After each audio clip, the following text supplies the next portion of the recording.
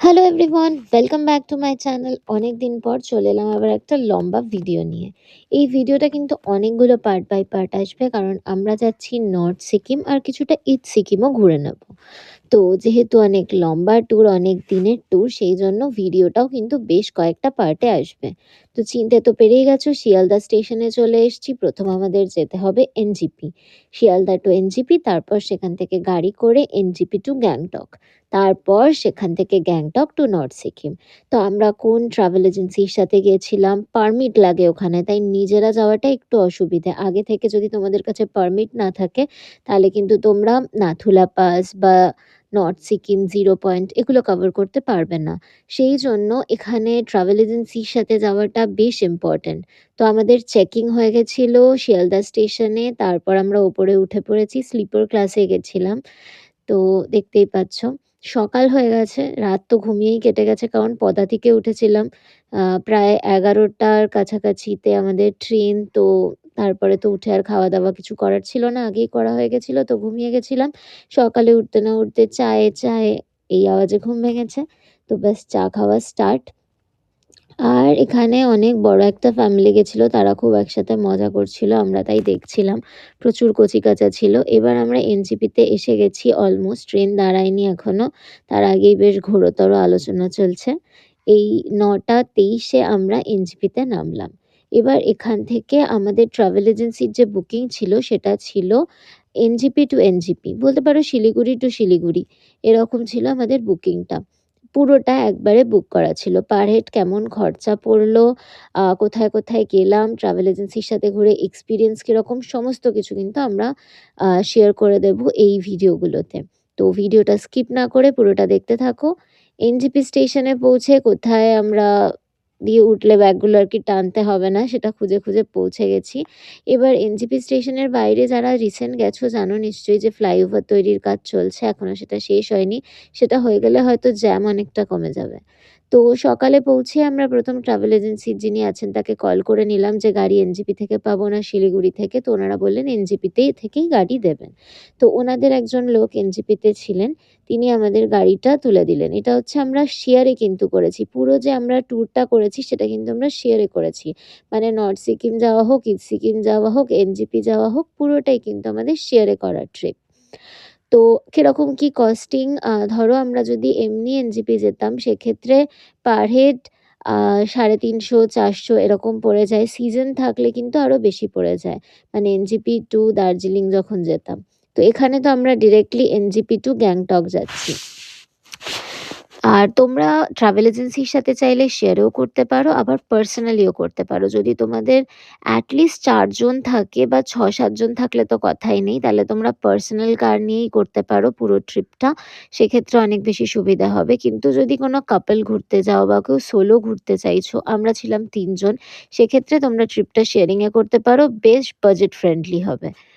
তো টোটাল কত লেগেছে সমস্ত কিছু বলছি। আপাতত পাহাড়ের সিনিক বিউটি দেখতে দেখতে পার হেড আমাদের কিন্তু খরচা পড়েছে 8500 করে।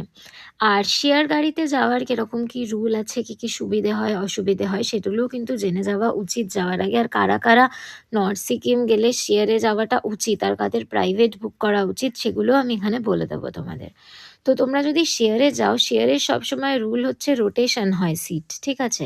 কিন্তু প্রথম তুমি যেখানে গিয়ে বসবে সেই সিটটা তোমার হয়ে যাবে। তুমি ধরো ফার্স্ট দুটো সিট, ফার্স্টে ড্রাইভারের পাশে দুটো সিটই বসতে হয়। তুমি ধরো ফার্স্টে দুটো সিট নিলে, তাহলে কিন্তু তোমাকে পরের ট্রিপের সময় একদম পিছনের সিটে গিয়ে বসতে হবে। এই ধরনের রুল আছে। তো যত আমাদের ট্রিপ এগোবে আমি ধীরে ধীরে সবটা এক্সপ্লেন করে দেবো তোমাদের। এটা হচ্ছে কিছু দূর যাওয়ার পর আমাদের ব্রেকফাস্টের জন্য দাঁড়ালো। আমি যদিও এনজিপি নেমে প্রথমেই কিছু খাবার প্যাক করে নিই, কারণ দাঁড়াতে দাঁড়াতে কিন্তু বেশ বেলা হয়ে যায়, কোথায় কেমন জ্যাম থাকবে জানো না। তাই ফার্স্টে ওই ম্যাগি বা ব্রেড বাটার, ব্রেড জ্যাম কিছু একটু খেয়ে নেওয়াটা বেটার, সেরকম আমরা খেয়ে নিয়েছিলাম। তারপর এগুলো আমরা ব্যাগে নিয়ে যাচ্ছি, ব্যাগে রাখবো যাতে পরবর্তীকালে গাড়িতে খেতে পারি। ভুট্টা, তারপর কিছু চিপস, এগুলো নিয়ে নিলাম ব্যাগে রাখবো বলে।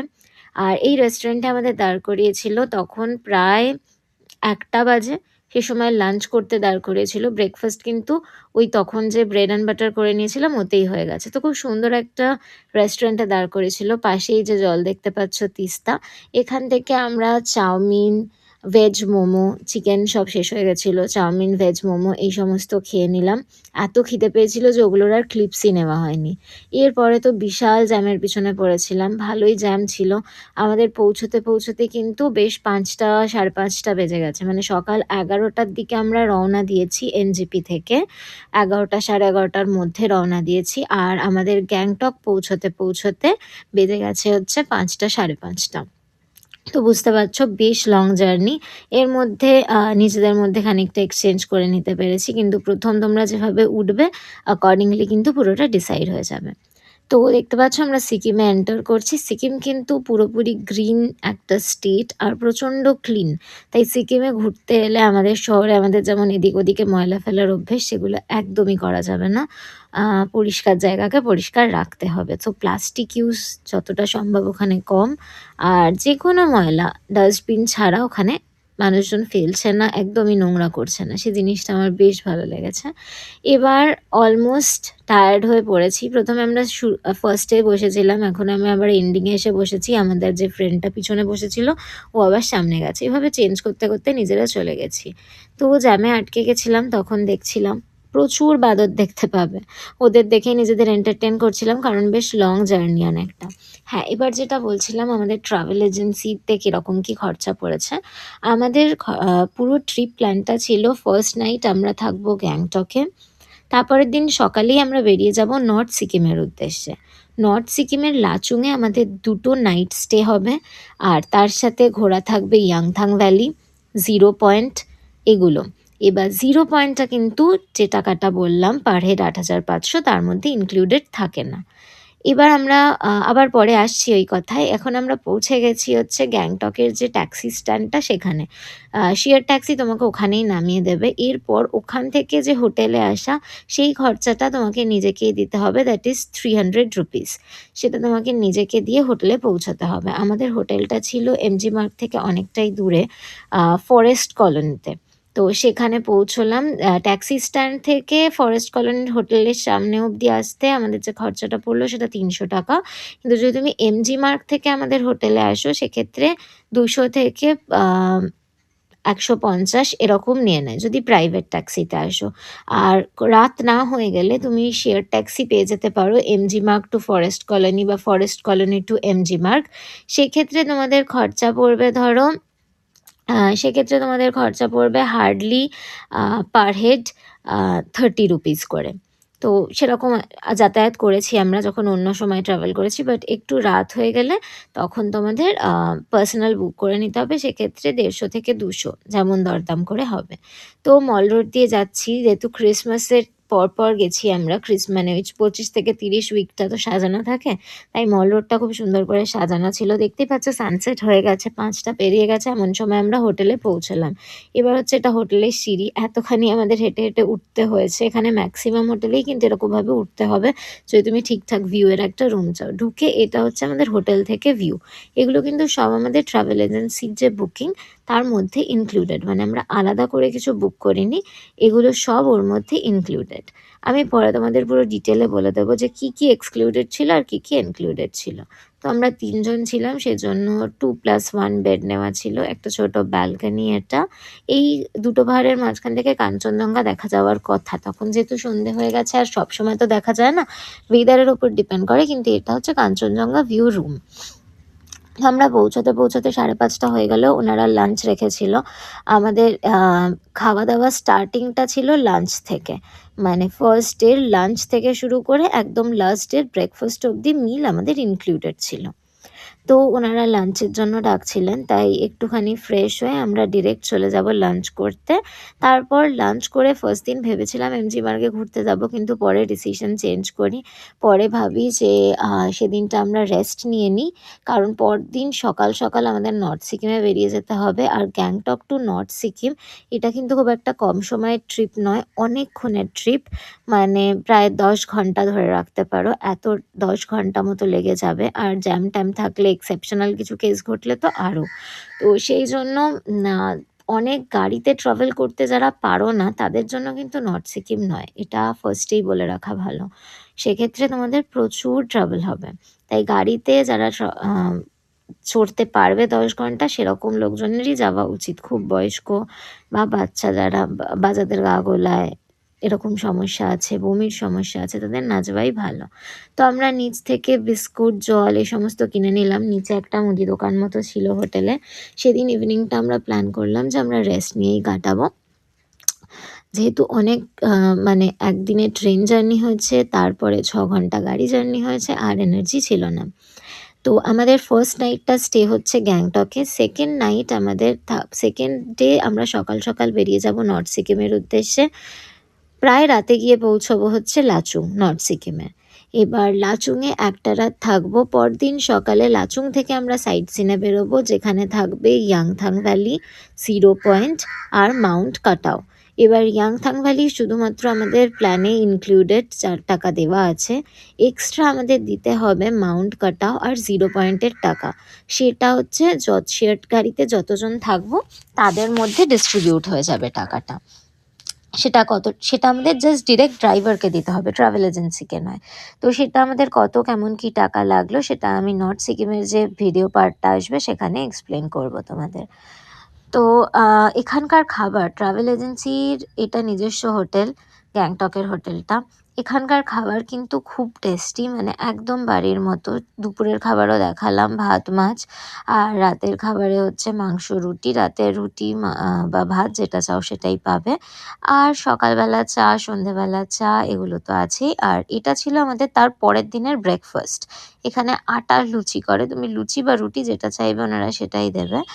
তো আমরা লুচি খেয়ে বেরিয়ে পড়লাম। আমাদের এটা হচ্ছে আমাদের ছোট ট্যাক্সি, যেটা মানে আমাদের হোটেল থেকে স্ট্যান্ড অবধি নিয়ে আসবে ১৫০ টাকা দিয়ে। সেরকম একটা ট্যাক্সি করে আমরা চলে এলাম স্ট্যান্ডে। ট্রাভেল এজেন্সি আগের দিন রাতেই আমাদের শেয়ার ট্যাক্সির নাম্বার আমাদের পাঠিয়ে রেখেছিল, যে কোন ট্যাক্সিতে করে আমাদের নর্থ সিকিম যেতে হবে।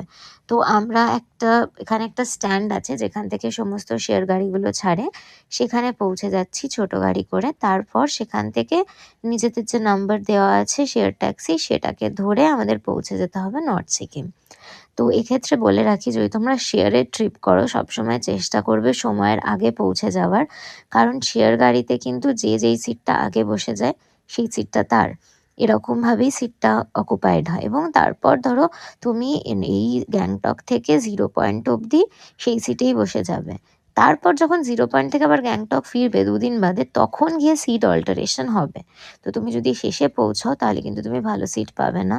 তাই সেক্ষেত্রে তোমরা যদি শেয়ারে ট্রাভেল করো, মাথায় রেখো যে তোমাদের আগে গিয়ে সিট অকুপাই করতে হবে, যেটা খুব ইম্পর্ট্যান্ট। কারণ পাহাড়ের ডেস্টিনেশনের থেকে কিন্তু যাত্রাপথের যে ভিউটা, সেটা বেশি ইম্পর্ট্যান্ট।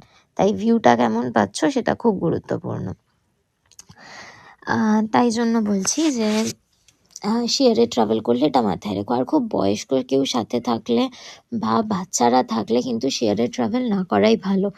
কারণ তুমি নিজে পার্সোনালাইজডভাবে বসতে পারবে না বা সিট চেঞ্জ করতে পারবে না। বাচ্চার যদি শরীর খারাপও লাগে, তাও তুমি প্রত্যেকটা স্পটে তোমাকে দাঁড়াতেই হবে। তার কারণ হচ্ছে আ বাকি সবাই ঘুরতে গেছে এবং সবাই শেয়ারে গেছে। তো তোমার প্রেফারেন্সেস ওয়াইজ সবকিছু হবে না। তাই কোনো হেলথ ইস্যুস থাকলে বা বয়স্ক লোক থাকলে বা বাচ্চা থাকলে শেয়ার না করাই ভালো। ইয়াংরা যারা সমস্ত দিক থেকে ফিট, তারা শেয়ারে অবশ্যই ট্রাভেল করতে পারো, কোনো অসুবিধা হবে না। তো ফার্স্টে তো আমি এমনি জুতো পরে গেছিলাম, কিন্তু তারপরে ওখানে আমাদের ট্রাভেল এজেন্সির দাদাই বলল যে নর্থ সিকিম পৌঁছতে অনেক রাত হয়ে যাবে আর তখন প্রচণ্ড ঠান্ডা লাগবে। গ্যাংটকে সেরকম ঠান্ডা না হলেও নর্থ সিকিমে কিন্তু প্রচণ্ড ঠান্ডা। তাই থার্মাল পরে, জুতো মোজা সমস্ত কিছু পরে রেডি হয়ে ওখানে যাওয়াটাই বেটার, নইলে রাত হতে খুব সমস্যা হয়ে যাবে। এটা হচ্ছে সেই স্ট্যান্ডটা। স্ট্যান্ডে আমরা পৌঁছে গেছি, ব্যাস আমরা আমাদের সিট অকুপাই করে নিয়েছি। এবার আমরা বেরিয়ে যাচ্ছি নর্থ সিকিমের উদ্দেশ্যে।